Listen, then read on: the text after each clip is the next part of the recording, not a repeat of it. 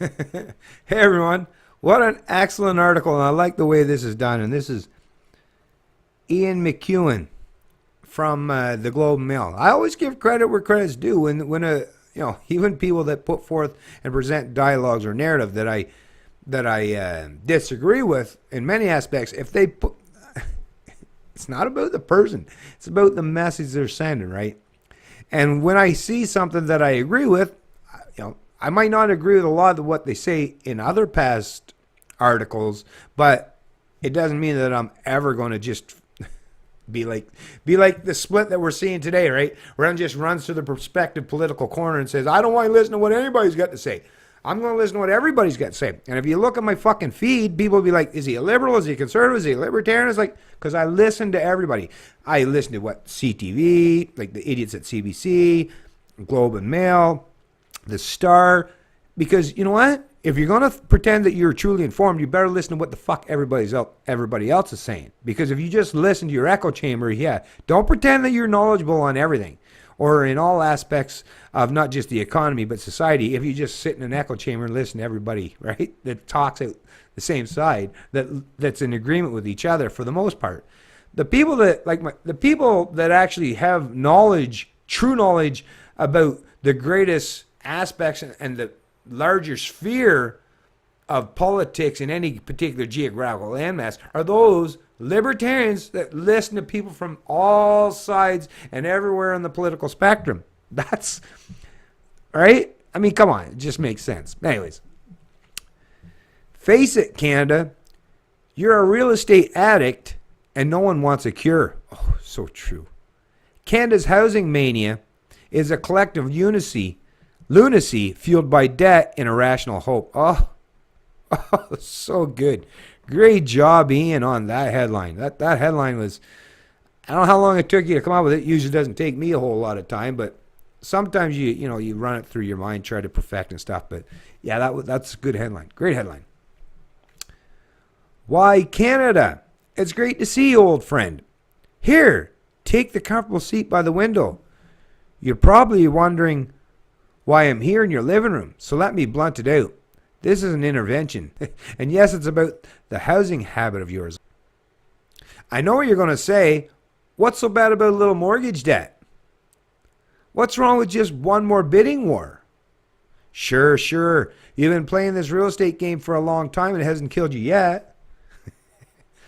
Well, that's what every addict says. And you, my friend, are an addict. A middle-class junkie, to be sure, but still a friend on fire for the buzz of cheap mortgages and the rush of rising home prices. Really liking how he's going on with this. It's excellent. Beautiful job. Canada, just look at yourself. Your home prices have surged to unprecedented heights and your debt levels have ballooned. The International Monetary Fund and others have warned of the dangers of your borrowing. And here's your dirty little secret.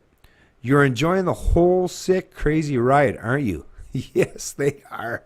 A large portion of the population. They truly are. This is the scandal no one talks about. Officially, everyone is fretting that we may have a housing bubble. Politicians, bankers, and regulators go all preacher-faced and proclaim their deep, deep concern. But let's be honest. No one really gives a damn, do they? And why should they? Now that a record 70% of Canadian families are homeowners, the vast majority of households crave even more insane prices. Well, of course, if you own a house today, are you going to want to stop the Ponzi scheme that keeps making your house seem like it's gold and the increased value, the increased speculative value? Of course not. A politician who credibly promises a jolt to the housing market back to reality and reduce prices by 20% would be slashed to shreds by mobs of hedge clipper wielding homeowners. Right? Yeah, you know that.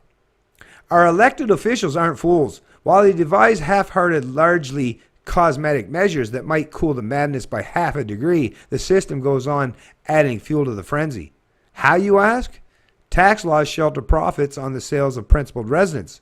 CMHC, Canadian Mortgage and Housing Corporation, insures mortgages with meager down payments. RRSP rules allow first-time home buyers to tap their retirement savings while government profiteers, or while governments proffer various other incentives to nudge newbies into the market. And of course, all that into that central banks with the rock bottom interest rates, it's all enticing, right? Any nation serious about getting off its real estate high would demand an immediate end to this nonsense. It could start by introducing, perhaps in increments, a tax on the profits from a principal residence. Fucking tax. What a fuck. Anyways, yeah, that's not the way to do it. That's not the way to do it, right? I mean, central planners can use that, but there's much better ways that, anyways, whatever. Let me just continue on with this.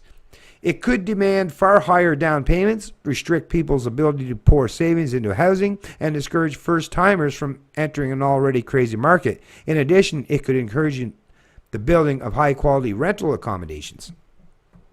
But Canada, you either don't do these things or do them only in the most grudging, timid fashion. Fundamentally, that's because you don't want to take action. Let's face the truth. You're just a doper jonesing for your next hit of magically mushroomed real estate prices. Oh, so true. You know, people that are keeping their fucking households going just by, oh, look, next year, I thought we were fucking done for last year, but look, our house is worth $100,000 more this year, so we can fucking put liens against it or get a loan against it and keep things going just a little longer. But, well, she's putting you more and more in debt, right? Instead of confronting the ad dictum, you try to pin the blame on foreigners. Really? It's not foreigners who are propelling the lunacy in Rust Belt towns like Windsor, Ontario, where prices soared 20% over the past year. It's not foreigners who nearly doubled the debt load of Canadian households over the past generation, from 87% of our disposable income, GDP, in 1990 to 167% now. Oh, I know what you say, Canada. You always claim it's just low interest rates. That's all. You insist that with debt so cheap, it makes sense to borrow, especially for mortgages. Well, not necessarily, right? So let me be blunt. That's junk math. This is not the 1980s anymore. Rates are low today precisely because inflation has faded and economic growth is so lackluster. In a low growth environment like this, the real burdens of debt tends to stick around because you can't count on galloping inflation or bountiful pay increases to help ease the load. Paying down a mortgage is a long, painful process if you're paying 3%, but your salary is only increasing or inching up ahead by 1% a year, right? You're actually losing in that scenario, right? This is what happens, Canada. The long term, if you take a snapshot here now, things might seem, it's not too bad. But that means you're unwilling to look at the long picture, the long run game, right? Short-term thinking, yeah, that might do you for the here and now. But unless you plan on dying tomorrow, you might want to think about the day after, right?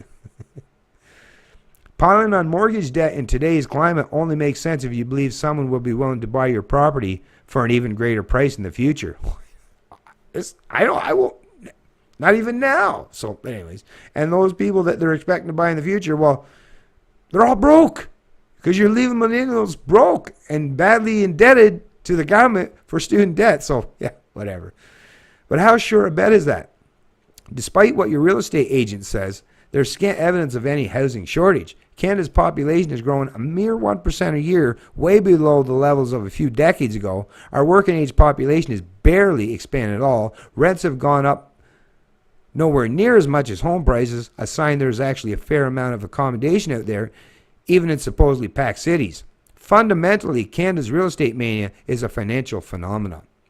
It's a collective lunacy fueled by households taking on more and more debt to bet on what they hope will be a profitable investment. Some people make out like bandits, the ones that sell quickly, right? But those of you that's going to be, and it's always the majority that's going to be left holding the bag, well, you wait till you see how much pain that's going to bring about you. Think of all the years you worked to build up all that capital. It'll be taken away from you just like that. And if you don't think it's going to happen, well, you need to talk to people that have actually had to go through this. And if you think that Canada's an exception, then they'll never have to go through this, well, you're living in a delusional world that like I say, there's no help for you if you believe that. But anyways, yeah, this is a great article. I'll put a link to it in the description below in this video, so you can continue on to read it. It's probably about 1, 2, 3, 5, 6 paragraphs left. It's a fairly in-depth article, but I think you're getting the base understanding of what they're talking about is, yes, this extended and pretended, just like if you had credit cards and you had a bank that kept wanting to give you credit cards, right? You can extend and pretend, and if the speculative wealth and when the central banks print money and the rich people can keep on buying up houses, right? Yes, this inflation, you can keep it going for a while, but eventually, right, just like with socialism, you run out of other people's money to spend, or you run out of people that even have the ability to assume and accumulate the kind of debt to prop up the system. So, like I said, without giving the fucking Canadian people outside of the central planners, the collectivists, and those at the upper end of the scale, the minute they start to try to spread that wealth around properly, well, then you're going to see that's actually, it'll be a great benefit, but then it's also going to be the correction, right? So, sorry you can't have your cake and eat it too in this modern world. I wish you could. I would. I mean, if you buy your cake, you should be able to eat it. But like I say, these central planners have made it so that they're just going to keep the cake and they're going to keep presenting it to you. Look at that. Isn't that nice cake? Look at that. Ooh, it looks tasty, doesn't it? But the minute you go to bite into it, they'll pull it away just as quick as they present it. It's Canadian Libertarian. I love liberty.